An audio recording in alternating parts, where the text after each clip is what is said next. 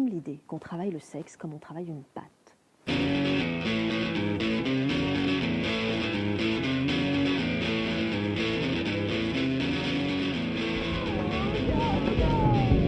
une femme contemporaine. C'est ça. Et Véronique est une femme contemporaine, une femme d'aujourd'hui, et qui raconte l'histoire d'une femme d'aujourd'hui. Ma sœur aînée qui a pris le relais de tout ce que je ne suis pas devenue. Sa mort lui a tout permis, rendant possible tous les avenirs. Elle aurait pu devenir ceci, cela, médecin, cantatrice, la plus belle femme du village. Elle aurait pu devenir ce qu'on veut, parce qu'elle est morte si jeune. Intacte de toute marque, qu'il aurait définie dans un sens ou dans un autre. Elle est passée par la prostitution pour pouvoir le dire. Ça lui a éclairé l'esprit. Voilà, ça lui a éclairé l'esprit. Elle a dit, ah oui, d'accord, c'est comme ça. C'est comme ça le monde, Je vais vous c'est comme ça raconter. les rapports humains, c'est comme ça la vie. Oui, je vais à l'université. Je suis une putain qui étudie. Et il faut voir la chambre où j'attends les clients. Il faut la voir pour comprendre quelque chose à cette vie d'attendre qu'un homme frappe à la porte. Et partir aussitôt pour ne pas rencontrer celui qui est sur le point d'arriver. Il faut les voir, s'habiller à toute allure, les entendre filer dans le couloir pour rejoindre l'ascenseur. Et surtout pour Nelly Arcan, la prostitution, un passage plus rapide pour comprendre certaines choses. De façon pratiquement immédiate, quoi. Et ce qu'elle a compris, c'est le fonctionnement de notre société. Ceux qui payent seront toujours plus grands que ceux qui sont payés en baissant la tête. Et c'est pas moi qui le veux, c'est une loi de la nature. Il n'y a qu'à observer l'affrontement des loups entre eux, des loups et des lions, qui n'en savent rien du jugement qui diffère selon les points de vue. Ils ne savent que ce que leur dicte l'instinct.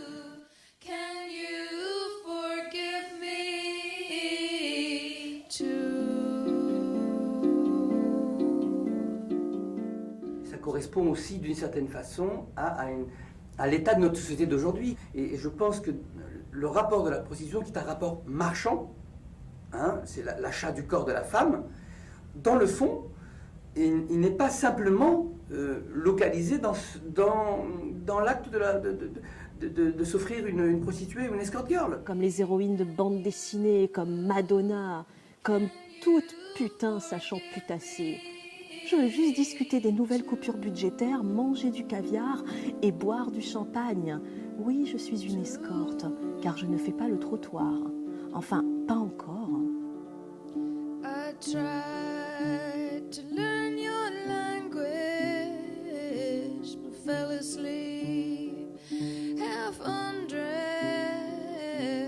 unrecognizable to myself.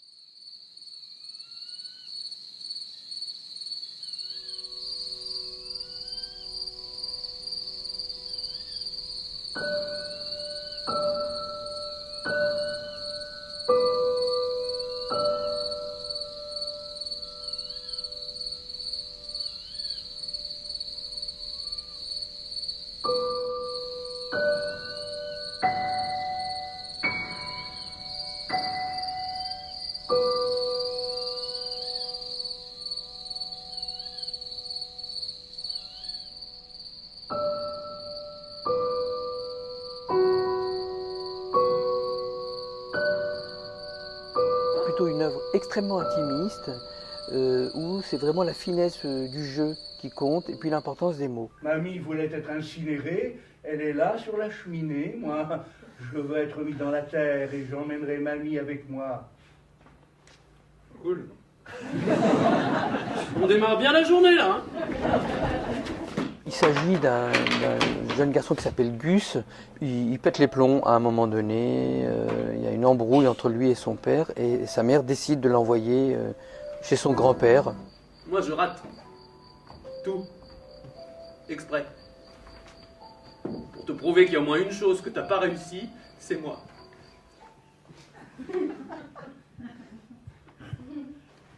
Ça te plaît?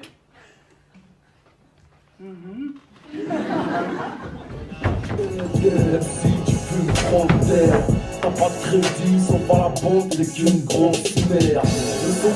Pendant les 2 jours suivants, on n'arrivait pas à se parler. On s'évitait.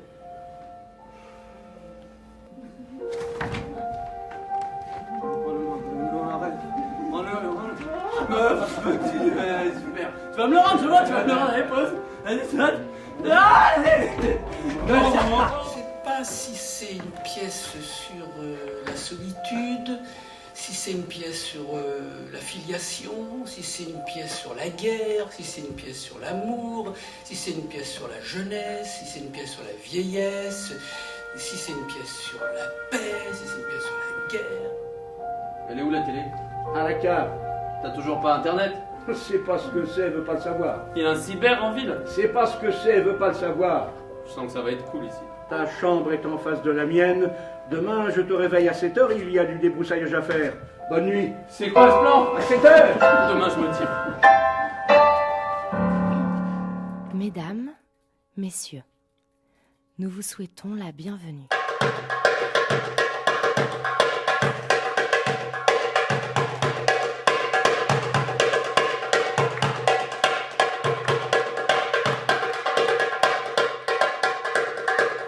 L'histoire se répète, puisqu'elle démarre avec la question de l'insécurité en Algérie. Vous êtes les soldats de la République, sans haine et sans pitié. Sans haine et sans pitié. C'est la justice, mon capitaine. Personne n'aura le droit de vous juger, et vous ne devez jamais avoir de regrets. Jamais avoir de regrets. Le grand-père était soumis à l'ordre. Il a fallu beaucoup de courage pour les premiers militants pour y aller, quoi. Mais eux, les jeunes, ils sont d'emblée dans la castagne, dans le rapport physique et violent contre l'ordre. Et c'est le paradoxe parce qu'ils créent le désordre, puis en même temps, maintenant, on leur demande de faire de l'ordre. Parce que quand ils font la sécurité, ils font l'ordre. On raconte une histoire à partir des vigiles, parce que c'est le seul boulot qu'ils ont. Il est minuit sonné. Dormez tranquille, bonnes gens. Au quartier, nous sommes des forces d'insécurité. Mais ici, nous sommes les forces de sécurité. Nous sommes là pour vous protéger de nous-mêmes. Agents de prévention et de sécurité. Je souhaitais que les jeunes des quartiers ne soient plus considérés comme simplement des jeunes de quartier, mais qu'ils soient intégrés dans l'histoire de France. Ce n'est pas des jeunes qui sont arrivés comme ça par le Saint-Esprit. C'est des jeunes qui ont un parcours dans l'histoire et qui ont un rapport à ce pays, qui a un rapport historique. En fait, le vrai problème qu'on a, c'est un problème économique et un problème social. Parce que, dans le fond, tous ces jeunes qui sont là à rien faire et qui font peur, s'ils avaient du boulot, s'ils avaient des appartements, il n'y aurait pas de souci. Et dans le spectacle, si tu veux, on rentre dans la tête du personnage principal pour savoir d'où il vient, mais on rentre aussi dans la tête de chacun de ces protagonistes.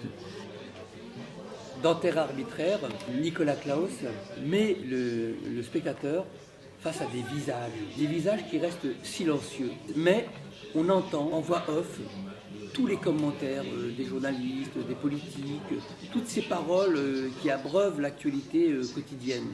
Et moi j'ai voulu rompre ce silence. Ils sont souriants, ils sont vivants, dans une émotion, et puis ils racontent des choses de leur vie. C'est visuel, ils dansent, ils chantent, il y a des scènes très comiques, et puis des scènes plus poignantes. On travaille sur les émotions.